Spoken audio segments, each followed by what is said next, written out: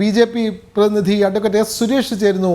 Advocate Suresh, ഈ കഴിഞ്ഞ ദിവസം വന്ന എക്സിറ്റ് പോളുകൾ, സാധാരണഗതിയിൽ എക്സിറ്റ് പോളുകൾ തെറ്റുന്ന സംഭവങ്ങൾ ഇതിനു മുമ്പ് ഉണ്ടായിട്ടുണ്ട്. പക്ഷേ എക്സിറ്റ് പോളുകൾ തകിടം മറിയുന്ന ഒരു പ്രവചനമാണ്, എക്സിറ്റ് പോളുകൾ തകിടം മറിയുന്ന ഒരു ഫലമാണ് ഇന്ന് പുറത്തു വന്നത്. രാവിലെ കോൺഗ്രസ് ക്യാമ്പുകളിൽ മധുരം വരെ വിതരണം ചെയ്തു, ആഘോഷങ്ങളുണ്ടായി. പക്ഷെ വളരെ പെട്ടെന്നാണ് ജനഹിതം പുറത്തു വരുന്നത് എക്സിറ്റ് പോളിനൊക്കെ അപ്പുറത്തേക്കാണ്. ഈ എക്സിറ്റ് പോളുകളൊക്കെ കണക്കാക്കിയത്, ഒന്ന് ഈ ഗുസ്തി താരങ്ങളുടെ സമരം, രണ്ട് ഈ കർഷകർ നയിച്ച അവിടുത്തെ സമരം നമ്മൾ കണ്ടതാണ്, മറ്റൊന്ന് അഗ്നിവീർ പദ്ധതി മൂലം യുവാക്കളുടെ പ്രതിഷേധം. ഇതൊന്നും ഇല്ലായിരുന്നു എന്ന് നമുക്ക് പറയാൻ കഴിയില്ല, ഇതൊക്കെ ഉണ്ടായിരുന്നു. ഗുസ്തി താരങ്ങളുടെ സമരം ദേശീയ തലത്തിൽ വരെ ശ്രദ്ധ നേടിയതാണ്, വിദേശ മാധ്യമങ്ങൾ പോലും റിപ്പോർട്ട് ചെയ്തതാണ്. കർഷകരുടെ സമരവും അതുപോലൊക്കെ തന്നെ. മറ്റൊന്ന് അഗ്നിവീർ പദ്ധതിയിൽ യുവാക്കളുടെ എതിർപ്പ്. പക്ഷേ ഇങ്ങനെയൊക്കെ എതിർപ്പുണ്ടായിട്ടും, 2 തവണത്തെ ഭരണവിരുദ്ധ വികാരമൊക്കെ ഉണ്ടായിട്ടും ഇതിനെയൊക്കെ മറികടക്കുന്ന വലിയ തന്ത്രം അവിടെ BJP പയറ്റി. ആരും അറിഞ്ഞില്ല.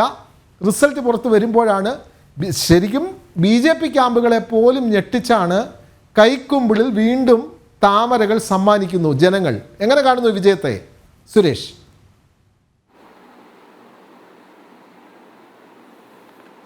അല്ല, ഇതിലെ നമ്മളൊന്ന് മനസ്സിലാക്കേണ്ടത്, ഇത് ഇന്ത്യയുടെ ജനാധിപത്യ ചരിത്രത്തിൽ ഒരിക്കലും വിസ്മരിക്കാൻ കഴിയാത്ത ഏറ്റവും മധുരപൂർണമായ ഒരു വിജയമാണ് ഹരിയാനയിലും അതോടൊപ്പം തന്നെ ജമ്മു കാശ്മീരിലും സംഭവിച്ചിരിക്കുന്നത്. ഇന്ന് താങ്കൾ നേരത്തെ സൂചിപ്പിച്ചതുപോലെ ഹരിയാനയിലെ വിജയം BJPയെ കൂടുതൽ സന്തോഷിപ്പിക്കുന്നതും കൂടുതൽ ആഹ്ലാദിപ്പിക്കുന്നതിനും കാരണം, ഇന്ന് രാവിലെ ഒരു 9:30 മണി വരെ ഈ ഇന്ത്യയിലെ കോൺഗ്രസിൻ്റെ ഓഫീസിൽ, കോൺഗ്രസിൻ്റെ കേന്ദ്ര ഓഫീസിലും അതോടൊപ്പം തന്നെ ഹരിയാനയിലെ ഓഫീസുകളിലുമൊക്കെ മധുരം വിതരണം ചെയ്തു. അത് നമുക്ക് സഹിക്കാം. പക്ഷേ കേരളത്തിൽ ജനം TV ഒഴികെയുള്ള ചാനലുകളുടെ ഉള്ളറകളിലും മധുരം വിതരണവും ആവേശവും ഡാൻസും, കോൺഗ്രസ് 72 സീറ്റ് വരെ നേടി കുരുക്ഷേത്രത്തിൽ രാഹുൽ ഗാന്ധി വിജയിച്ചു എന്നൊക്കെ പ്രഖ്യാപിക്കുന്ന കേരളത്തിലെ ഒരു കൂട്ടം മാധ്യമങ്ങളുടെ കോമാളിത്തരവും നമ്മൾ ഇന്ന് ഒരു 9-9:30 വരെ കണ്ടതാണ്. ഗുസ്തി താരങ്ങൾ BJP ഇടിച്ചിടുന്ന കാർട്ടൂൺ വരെ തയ്യാറാക്കി വെച്ചിരുന്നു എന്നാണ് അറിയുന്നത്. അതെ, ഗുസ്തി താരങ്ങൾ BJPയെ ഇടിച്ചിടുന്നു. അവിടെ ജവാന്മാർ BJPക്കെതിരെ നീങ്ങുന്നു, കർഷകർ BJPക്കെതിരെ നീങ്ങുന്നു, ഗുസ്തി താരങ്ങൾ BJPക്കെതിരെ നീങ്ങുന്നു. BJP എന്ന് പറയുന്ന കുരുക്ഷേത്ര യുദ്ധത്തിൽ തോറ്റു തുന്നം പാടി നശിച്ചു പോകുന്ന നരേന്ദ്രമോദി, ഇന്ത്യയുടെ ഭരണത്തിന് അന്ത്യം കുറിക്കുന്ന സുദിനം എന്നൊക്കെ പ്രഖ്യാപിച്ച ഈ കേരളത്തിലെ മാധ്യമങ്ങളുടെ ഏറ്റവും നീചവും അതോടൊപ്പം തന്നെ നികൃഷ്ടവും മാധ്യമ പ്രവർത്തനത്തിൻ്റെ മര്യാദകൾ പൂർണ്ണമായിട്ടും ലംഘിക്കുന്ന പേക്കൂത്തുകൾ ഇന്ന് 9:10 മണി വരെ നമ്മൾ കണ്ടതാണ്. ഇത് ഈ കേരളത്തിനൊരു വലിയ പാഠമാണ് നൽകിയിരിക്കുന്നതെന്ന് ഞാൻ ആദ്യമേ പറയാൻ ആഗ്രഹിക്കുന്നു. എന്തായാലും ഹരിയാനയിലെ റിപ്പോർട്ടിനെ സംബന്ധിച്ച് ഇന്നലെ ഞങ്ങൾ പാനലിസ്റ്റുകളുടെ ഗ്രൂപ്പിലേക്ക് BJPയുടെ സെൻട്രൽ ഓഫീസിൽ നിന്ന് വന്നിരിക്കുന്ന ഒരു ടോക്കിംഗ് പോയിന്റ്സ്, ശ്രദ്ധിക്കേണ്ട കാര്യങ്ങളെ സംബന്ധിച്ച് വന്നിരുന്നു. ആ വന്നിരിക്കുന്ന കാര്യത്തിൽ വളരെ വ്യക്തമായിട്ടുണ്ടായിരുന്നു, കോൺഗ്രസ് 30 സീറ്റിനപ്പുറം കടക്കില്ല എന്നുള്ളതായിരുന്നു ഒരു പോയിന്റ്.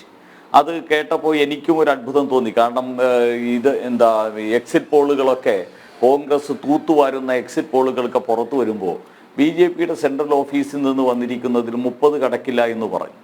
ഇപ്പോൾ നോക്കുമ്പോൾ 34 സീറ്റാണ് കോൺഗ്രസിന് ഹരിയാനയിൽ കിട്ടിയിരിക്കുന്നത്. BJP ചരിത്രത്തിലെ ഏറ്റവും വലിയ മുന്നേറ്റമാണ് നേടിയിരിക്കുന്നത്.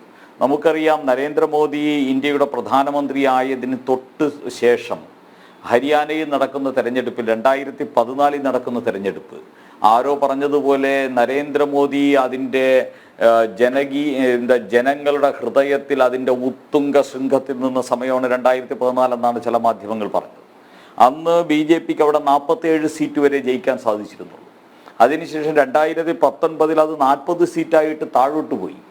ഇന്ന് BJPക്ക് 51 സീറ്റുകൾ നേടാൻ സാധിച്ചു എന്ന് മാത്രമല്ല, BJP അവിടെ ഏകദേശം 10ഓളം സ്ഥലങ്ങളിൽ നേരിയ വ്യത്യാസത്തിലാണ് തോറ്റിരിക്കുന്നത്. 1000 വോട്ടിനും 1200, 1600 വോട്ടുകൾക്കാണ് തോറ്റിരിക്കുന്നത്. അക്ഷരാർത്ഥത്തിൽ ഹരിയാന BJP തൂത്തുവാരുകയായിരുന്നു. 1966 ഹരിയാന സംസ്ഥാനം രൂപീകൃതമാകുന്നത്. അങ്ങനെ രൂപീകൃതമായ ഹരിയാന സംസ്ഥാനത്തിൽ രാഷ്ട്രീയ ചരിത്രത്തിൽ ഒരു ഗവൺമെൻറ്റും 3ാം വട്ടം അധികാരത്തിൽ വന്നിട്ടില്ല. അത് വളരെ ദേവിലാൽ ഉൾപ്പെടെയുള്ള അങ്ങനെയുള്ള ഒരു വലിയ കർഷക പോരാട്ടത്തിൻ്റെയും കർഷക ചരിത്രവും ഇന്ത്യയുടെ ഉപപ്രധാനമന്ത്രി ഉൾപ്പെടെ ഉണ്ടായിരുന്ന ഒരു സംസ്ഥാനത്ത് അവർക്ക് പോലും 10 വർഷത്തിന് അപ്പുറത്തേക്ക് അധികാരത്തിലിരിക്കാനുള്ള മാൻഡേറ്റ് അവിടുത്തെ ജനത നൽകിയിട്ടില്ല. ഇത് നരേന്ദ്രമോദി നേതൃത്വം നൽകുന്ന ഭാരതീയ ജനതാ പാർട്ടിക്ക് തുടർച്ചയായിട്ട് 15 വർഷം ഹരിയാന ഭരിക്കാനുള്ള അധികാരം നൽകി എന്ന് പറഞ്ഞാൽ അത് ഇന്ത്യയുടെ ജനാധിപത്യ ചരിത്രത്തിലെ സുവർണാലേഖിതമായിട്ടുള്ള ഒരു അധ്യായമാണ് ഇന്ന് തുറന്നിരിക്കുന്നത് എന്നുള്ളതാണ് ഒന്നാമത്തെ വശം. രണ്ടാമത് ജമ്മു കാശ്മീരിനെ സംബന്ധിച്ച് നമുക്കറിയാം BJPക്ക് 2014 അവിടെ 25 സീറ്റായിരുന്നു. അതിനുശേഷം ജമ്മു കാശ്മീരിൽ വലിയ വികസനങ്ങളും വലിയ മുന്നേറ്റങ്ങളും നടന്നു. ആ മുന്നേറ്റത്തിന് ശേഷം ജമ്മു കാശ്മീർ ഇന്ന് തീവ്രവാദികളില്ലാത്ത, അതോടൊപ്പം തന്നെ ഐശ്വര്യത്തിൻ്റെയും വികസനത്തിൻ്റെതുമായിട്ടുള്ളൊരു പുതിയ ജമ്മു കാശ്മീർ സൃഷ്ടിക്കപ്പെട്ടു. ഇന്ന് ലാൽ ചൗക്കിൽ മാധ്യമങ്ങൾ അവരുടെ ലൈവ് ടെലികാസ്റ്റും ഒക്കെ ലാൽ ചൗക്കിൽ ചെയ്യുന്നു.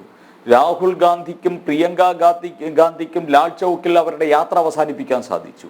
അവിടെ ഐസ്ക്രീം കഴിക്കാൻ രാഹുൽ ഗാന്ധിക്ക് സാധിക്കുന്നു. അവിടെ മഞ്ഞുവാരി തലയിലിട്ട് ഡാൻസ് ചെയ്യാൻ പ്രിയങ്കയ്ക്കും രാഹുൽ ഗാന്ധിക്കും സാധിക്കുന്നു. അവരുടെ അച്ഛനും അമ്മൂമ്മയും ഇന്ത്യ ഭരിച്ച സമയത്ത് അവർക്കത് സാധിച്ചിരുന്നില്ല. നരേന്ദ്രമോദി ഭരിച്ചപ്പോഴാണ് സാധിച്ചത്. അതുകൊണ്ട് കാശ്മീരിലെ ജനത അതിനനുസരിച്ച് അവരുടെ ജനഹിതം പ്രകടിപ്പിച്ചു. അത് പ്രകാരം ഇന്ന് BJPക്ക് വലിയൊരു കുതിപ്പാണ് കാശ്മീരിൽ ഉണ്ടായിരിക്കുന്നത്. ഇന്ത്യൻ ജനാധിപത്യത്തിനോടും ഇന്ത്യൻ ഭരണഘടനയോടും കാശ്മീരി ജനതയുടെ കൂറ് അത് അടിവരയിട്ട് പ്രഖ്യാപിക്കുന്ന ഒരു തെരഞ്ഞെടുപ്പായിട്ട് കാശ്മീരിലെ തെരഞ്ഞെടുപ്പ് മാറി. ഇതിൽ നിന്ന് വ്യക്തമാകുന്നത് ഒന്നാണ്, ഇന്ന് ഭാരതീയ ജനതാ പാർട്ടിയും നരേന്ദ്രമോദിയും ഈ രാജ്യത്തിലെ സാമാന്യ ജനതയുടെ ഹൃദയത്തിൽ സ്ഥാനം നേടിക്കഴിഞ്ഞു. ആ സ്ഥാനത്ത് നിന്ന് BJP അകറ്റിയോടിക്കാൻ ഒരു ND സഖ്യത്തിനും സാധിക്കില്ല, ഒരു മാധ്യമ ഗൂഢാലോചനയ്ക്കും സാധിക്കില്ല. ചൈനീസ്, അതോടൊപ്പം തന്നെ അമേരിക്കൻ, അതുപോലെ തന്നെ ഇസ്ലാമിക തീവ്രവാദ അന്താരാഷ്ട്ര ശക്തികൾ ഒരുമിച്ച് ചേർന്ന് ഇന്ത്യയിൽ ND മുന്നണി എന്ന രീതിയിൽ പ്രവർത്തിച്ചാലും അവർക്ക് സാധിക്കില്ല എന്ന് വ്യക്തമാക്കുന്ന ഒരു തെരഞ്ഞെടുപ്പാണിത്. ഇവിടെ നമ്മൾ കാണേണ്ടത്, അവിടുത്തെ ഹരിയാനയിലെ കർഷകർ BJPയോടൊപ്പം നിൽക്കുന്നു. ഏറ്റവും ദരിദ്രരായിട്ടുള്ള ആൾക്കാർ താമസിക്കുന്ന മേഖലകളിലാണ് BJPക്ക് ഏറ്റവും കൂടുതൽ മുന്നേറ്റം ഉണ്ടായത് എന്നുള്ളത് ഏറെ ശ്രദ്ധേയമായിട്ടുള്ള കാര്യമാണ്. കാരണം ഏറ്റവും സാധാരണക്കാർ അവലംബിക്കുന്നത്, സ്വീകരിക്കുന്നത് BJP ആയിട്ട് മാറിക്കഴിഞ്ഞിരിക്കുന്നു. അവിടുത്തെ കർഷകർക്ക് അവിടെ പ്രഖ്യാപിച്ച BJPയുടെ സങ്കല്പ പത്രം ഉണ്ടായിരുന്നു. ആ സങ്കല്പ പത്രത്തിൽ 24 ധാന്യങ്ങൾക്ക് MSP പ്രഖ്യാപിച്ചുകൊണ്ട് BJP മുന്നോട്ട് വന്നു. അതോടൊപ്പം തന്നെ അവിടുത്തെ ക്ഷേമ പെൻഷൻ 3000 രൂപ വെച്ചാണ് അവിടുത്തെ പാവപ്പെട്ടവർക്ക് കൊടുക്കുന്നത്. ആ പാവപ്പെട്ടവർക്ക് 3000 രൂപ വെച്ച് കേരളത്തെ പോലെ കുടിശ്ശിക ഒന്നും ഇടുന്നില്ല. 17-18 ലക്ഷം ആൾക്കാർക്കാണ് ഹരിയാനയിൽ BJP ഗവൺമെന്റ് ക്ഷേമ പെൻഷൻ കൊടുത്തുകൊണ്ടിരിക്കുന്നത്. അഭംഗുരം അത് കൊടുത്തുകൊണ്ടിരിക്കുന്നു. അതുപോലെ തന്നെ അവിടുത്തെ കാർഷിക മേഖലയിൽ ഒരു പുതിയ ഉണർവ് വന്നിരിക്കുന്നു. ഫാർമർ പ്രൊഡ്യൂസർ കമ്പനികൾ സ്ഥാപിച്ചുകൊണ്ട്, അതോടൊപ്പം തന്നെ JLG ഗ്രൂപ്പുകൾക്ക് ഒക്കെ 8 ലക്ഷം രൂപ വരെ സബ്സിഡി നൽകിക്കൊണ്ടുള്ള പദ്ധതികൾ ആവിഷ്കരിച്ചുകൊണ്ട് ഹരിയാനയുടെ കാർഷിക മേഖലയിൽ ഒരു പുതുവിപ്ലവം സൃഷ്ടിക്കപ്പെട്ടിരിക്കുകയാണ്. ഇവിടുത്തെ കമ്മ്യൂണിസ്റ്റുകാരും ഇവിടുത്തെ കോൺഗ്രസ്സുകാരും ഇവിടുത്തെ മാധ്യമങ്ങളും എന്താ പ്രചരിപ്പിച്ചത്? ഹരിയാനയിലെ കർഷകർ മുഴുവൻ BJPക്കെതിരായിട്ട് നീങ്ങിക്കൊണ്ടിരിക്കുന്നു. അവിടുത്തെ കാർഷിക ബില്ലിനെതിരായിട്ട് നടന്ന പോരാട്ടത്തെ തുടർന്ന് ഹരിയാന BJPയെ ദൂരേക്ക് ചവിട്ടി എറിഞ്ഞു കഴിഞ്ഞിരിക്കുന്നു. അതാണ് പ്രഖ്യാപിച്ചത്. അവിടുത്തെ അഗ്നിവീർ എന്ന് പറയുന്നതിൽ ദഹിച്ച് BJP നശിച്ചിരിക്കുന്നു. ഇവിടുത്തെ മാധ്യമങ്ങൾ പറഞ്ഞു അഗ്നിവീറിൽ ദഹിച്ച് BJP നശിച്ചിരിക്കുന്നു. അഗ്നിവീർ അവിടുത്തെ സൈനികരും കർഷകരും അതോടൊപ്പം തന്നെ സാധാരണക്കാരും BJPയുടെ താമരയെ വീണ്ടും ഹൃദയത്തിൽ സ്വീകരിച്ച്, അത് തന്നെയാണ് തെരഞ്ഞെടുപ്പ് ഫലം സൂചിപ്പിക്കുന്നത്. അത് തന്നെയാണ് ജവാന്മാരുടെ മേഖലയിൽ, അല്ലെങ്കിൽ കിസാൻ, അല്ലെങ്കിൽ ഫയൽവാൻ, ഈ 3 മേഖലയിൽ ഉള്ള സമൂഹത്തിൻ്റെ എതിർപ്പ് ശക്തമായി ഉയർന്നു വന്ന സമരങ്ങളൊക്കെ കണ്ടിട്ടും അതിൻ്റെ പ്രധാനപ്പെട്ട മണ്ണിൽ, അതിൻ്റെ ഭൂമികയിൽ വീണ്ടും താമര വീണ്ടും ശക്തമായി പൂക്കുന്ന കാഴ്ചയാണ് കാണുന്നത്.